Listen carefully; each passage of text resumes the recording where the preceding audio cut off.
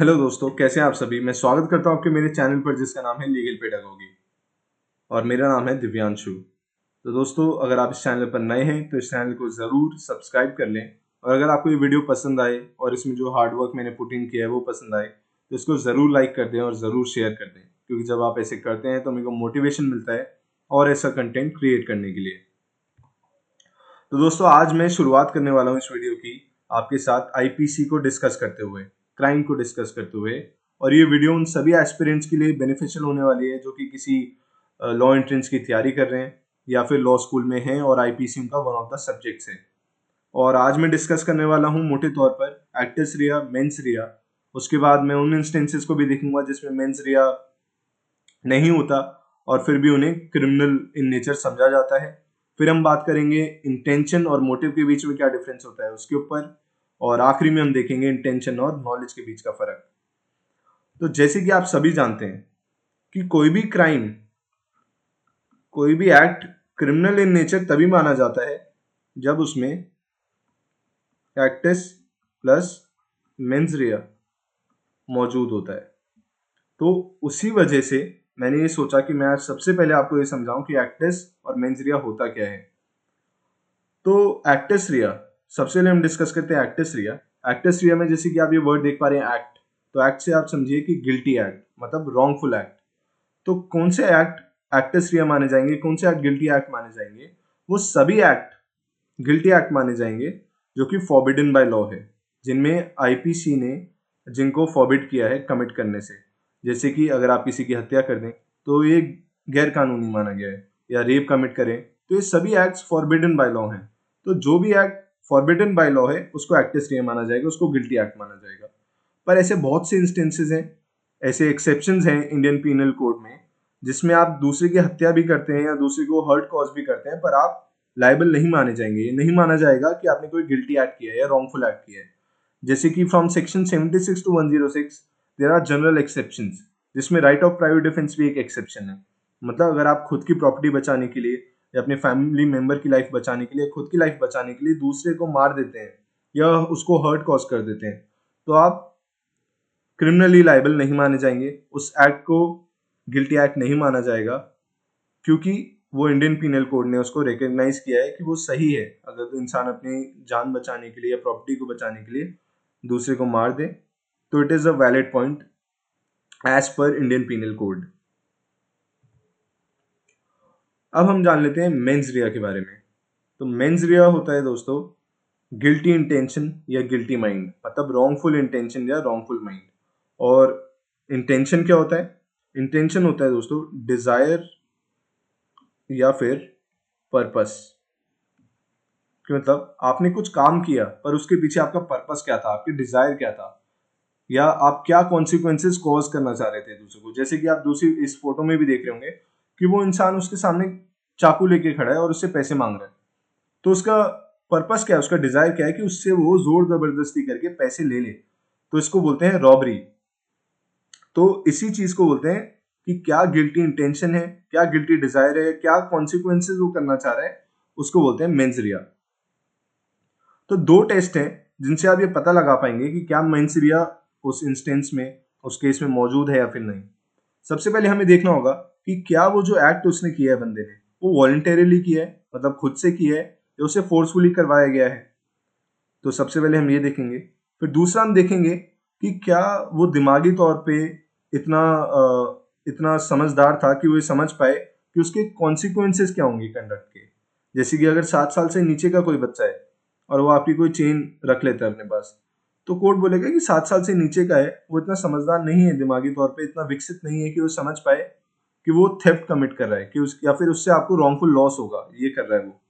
अगर by chance example के तौर पे एक और एग्जाम्पल हम लें कि कोई बंदा ल्यूनेटिक है, कोई दिमाग से, मतलब he is mentally not fit, and वो दूसरे को मार देता है, तो कोर्ट ये देखेगा कि वो कितना मेंटली अनस्टेबल है, क्या वो इतना स्टेबल है दिमाग से कि वो अपने कॉन्सिक्वेंसेस समझ पाए अपने कंडक्ट के। अगर वो नहीं समझ सकता है तो ये माना जाएगा कि उसकी गिल्टी इंटेंशन या गिल्टी माइंड नहीं था।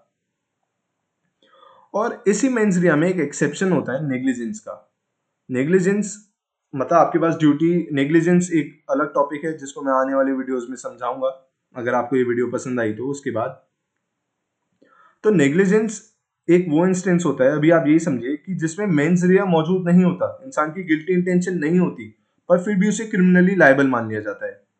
जैसे कि एग्जाम्पल के तौर पे कोई सर्जन है, उसने सर्जरी करते हुए एक मतलब जानबूझ के नहीं, गलती से उससे कैंची पेट में छूट गई और उससे इन्फेक्शन कॉज हो गया। तो इस केस में उसकी इंटेंशन तो नहीं थी कि वो आपकी डेथ कॉज करे, पर उस इन्फेक्शन से आपकी डेथ हो गई, तो इसमें उसको क्रिमिनली लायबल माना जाएगा। ऑल्दो मर्डर के लिए ट्राई नहीं होगा, पर ऑफ कोर्स नेग्लिजेंस के लिए उसके ऊपर केस चलेगा, उसको क्रिमिनल लायबिलिटी उसकी फिक्स होगी इंसान की।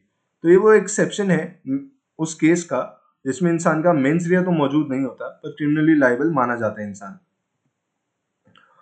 अब जैसे कि मैंने आपको इंटेंशन वाला पार्ट बताया और इंटेंशन के हिसाब से ही क्रिमिनल लायबिलिटी फिक्स होती है, अब हम जान लेते हैं दो चीजों में क्या फर्क है, इंटेंशन और मोटिव में।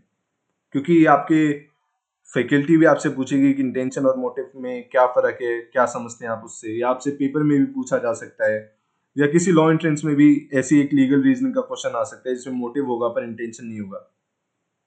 तो इंटेंशन जैसे कि मैंने आपको बताया, डिजायर, पर्पस क्या है उस कार्य को करने के पीछे, उसको इंटेंशन कहते हैं। मोटिव होता है दोस्तों कंपेलिंग फोर्स, कि क्या वो वजह थी जिसने आपको फोर्स किया उस काम को करने के लिए।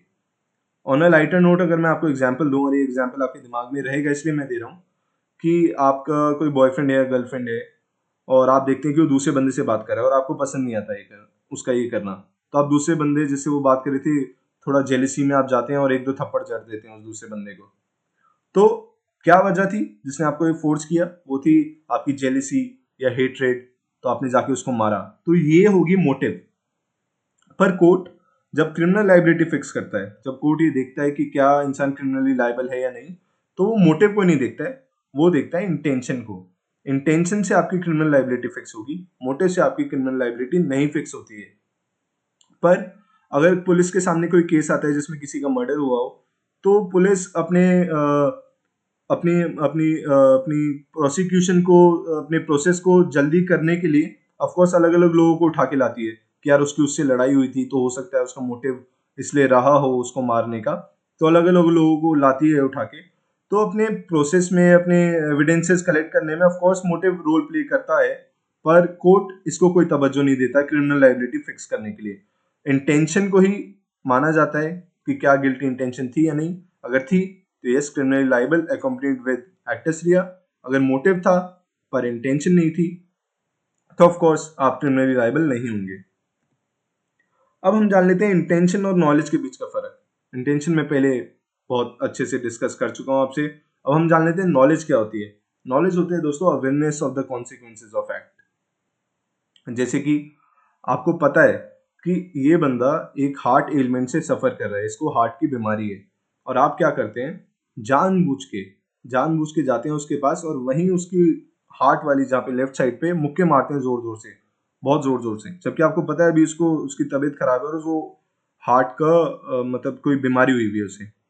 तो अब कोर्ट, और उससे उसकी डेथ हो जाती है, तो अब कोर्ट बोलेगी कि भाई आपको नॉलेज थी कि उसको हार्ट की बीमारी है, तभी आपने जानबूझ के उसको उसी जगह पे मारा, तो आपकी जरूर आपको नॉलेज थी कि ऐसा करने से उसकी डेथ कॉज हो जाएगी।